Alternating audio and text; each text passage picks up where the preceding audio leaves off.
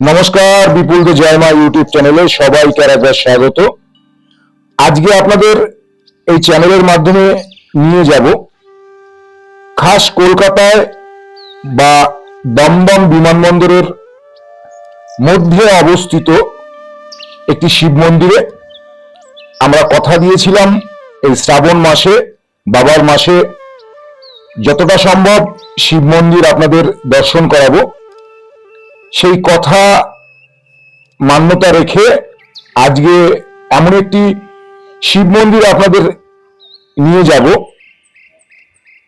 আপনারা এই রাস্তা দিয়ে প্রচুর গেছেন সকলেই, হয়তো কোনো না কোনো দিন কোনো না কোনো সময়, কিন্তু এই মন্দির আপনাদের চোখের আড়ালেই রয়ে গেছে। এয়ারপোর্টের মধ্যে এই ব্যস্ততম শহরে যে নিরিবিলি এক শান্ত জঙ্গলের মধ্যে এক শিব মন্দির রয়েছে, যেটি কিনা জঙ্গলেশ্বর শিব মন্দির বা জঙ্গলেশ্বর বলে পরিচিত। সেই শিব মন্দিরের মধ্যেই আপনাদের এখন নিয়ে পৌঁছে গেছি।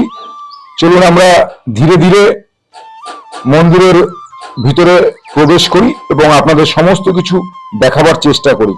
তাহলে দেখতে থাকুন, আর যদি ভালো লাগে তাহলে শেয়ার করে সকলকে দেখিয়ে দেবেন, আর একটি লাইক করবেন, তাতে পরবর্তী ভিডিও বানাতে উৎসাহিত হব।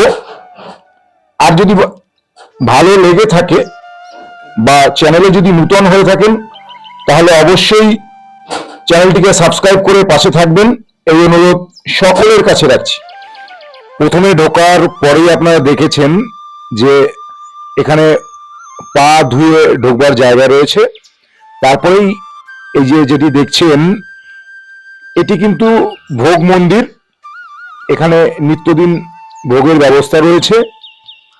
পরে আসছি ভোগের মূল্য কত। চলুন আমরা আপনাদের নিয়ে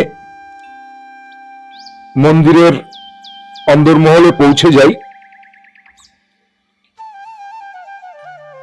মনীন্দ্রনাথ চৌধুরী 14ই শ্রাবণ 1335 সালে এই মন্দির প্রতিষ্ঠা করেছিল। সেই মন্দির ধীরে ধীরে এই বিশাল মন্দিরের রূপ নিয়েছে। চলুন আমরা তাহলে ভিতরে ঢুকে যাই। ঢুকেই আপনার বাঁ হাতে পূর্বে বজরংবলীর একটি মূর্তি রয়েছে, নিত্য পূজিত হয়, সেটি আপনাদের দেখিয়ে দিচ্ছি। দর্শন করুন বজরংবলীকে।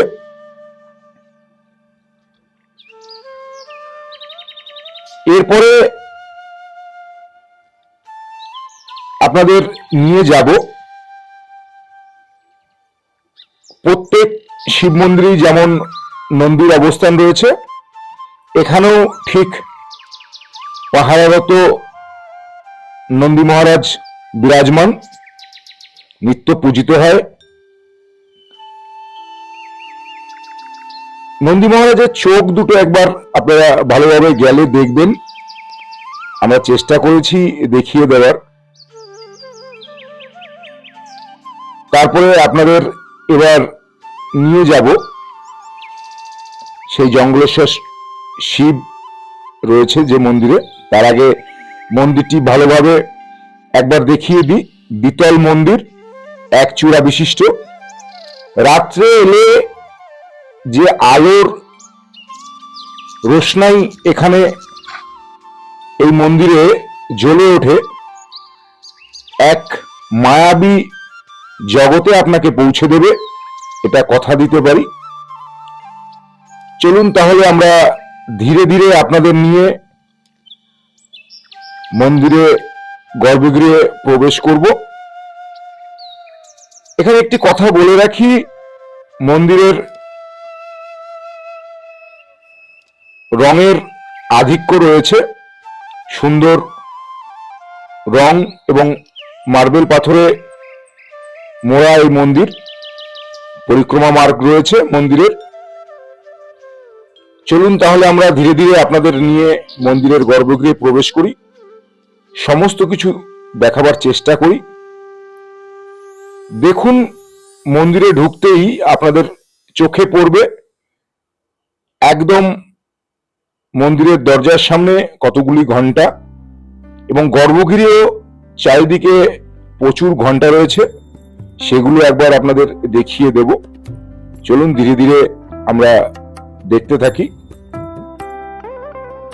এরপরে আপনাদের সমস্তটাই দেখাবো। বাবা রয়েছে, মা থাকবে না, মায়ের মন্দিরও রয়েছে। স্কিপ না করে আপনারা ধীরে ধীরে দেখুন। চলুন আমরা গর্ভগৃহে আপনাদের নিয়ে যাই।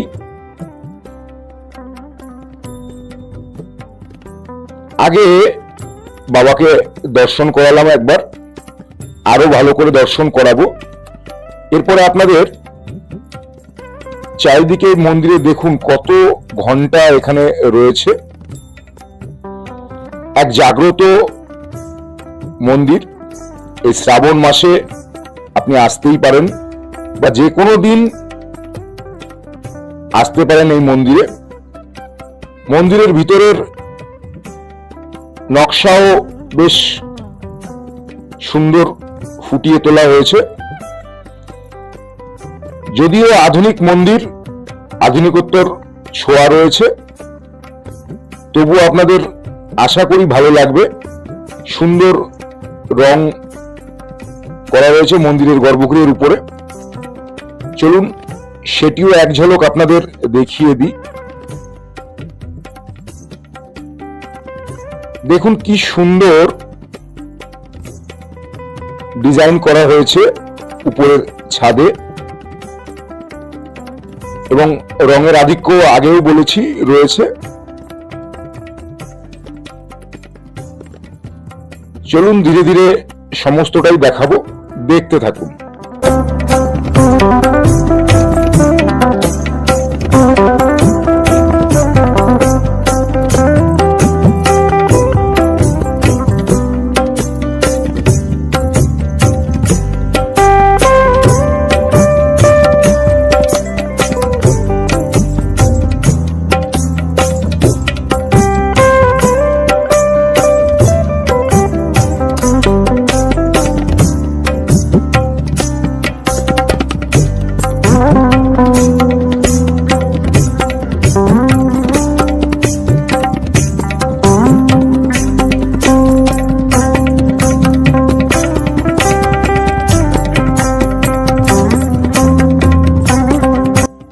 আগেই বলেছি বাবা রয়েছে আর মা থাকবে না, তা তো হয় না। তো চলুন এবার মায়ের মন্দিরে আপনাদের নিয়ে যাই। মায়ের মন্দিরের সামনে ছোট্ট একটি নাট মন্দির রয়েছে, আর নাট মন্দিরের চারিদিকে 51 সতীপীঠের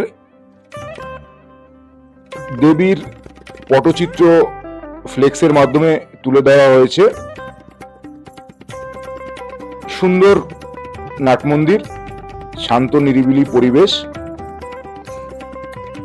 আগে এক ঝলক আপনাদের এই 51 সতীপীঠের দেবী দর্শন করাই, তারপরে মাকে দর্শন করাবো শেষে।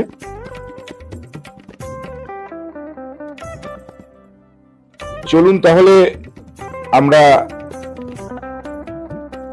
এই সম্পূর্ণ দর্শনের পরে, এটি মন্দিরে ঢুকলেই ডান দিকেই রয়েছে এই ছোট্ট নাট মন্দিরটি। চলুন আপনাদের এবার গর্ভগৃহে থাকা মাকে দর্শন করাই।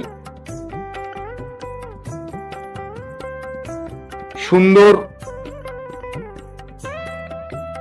অমায়িক এক মনোমুগ্ধকর দেবী প্রতিমা এখানে অধিষ্ঠান করছেন। দেবীর দুই দিকে ঠাকুর শ্রী শ্রী রামকৃষ্ণদেবের একটা পটচিত্র রয়েছে, এবং রয়েছে মা সারদা দেবীর পটচিত্র। এবার বলি আপনারা এখানে আসবেন কিভাবে। আপনারা যশোর রোডের বা এয়ারপোর্টের 2.5 নম্বর গেটে নেবে। আপনারা এখন যেটা দেখছেন 2.5 নম্বর গেট, যেখান থেকে এয়ারপোর্টের মধ্যে ছোট গাড়িগুলো পাস করা হয়, ঠিক সেই জায়গায় নেবে 2 মিনিট হাঁটা পথে এই যে দেখছেন একদম সোজা মেট্রো হচ্ছে, মেট্রো যে স্টেশন রয়েছে এয়ারপোর্টে, তার ভিতর থেকে 2 মিনিট হেঁটে গেলেই আপনারা এই মন্দির দেখতে পাবেন। যে কোনো একদিন আপনারা সময় করে চলে আসুন, আশা করি ভালো লাগবে। ব্যস্ততম শহরের মধ্যে এই জঙ্গলে ঘেরা একটি শিব মন্দির।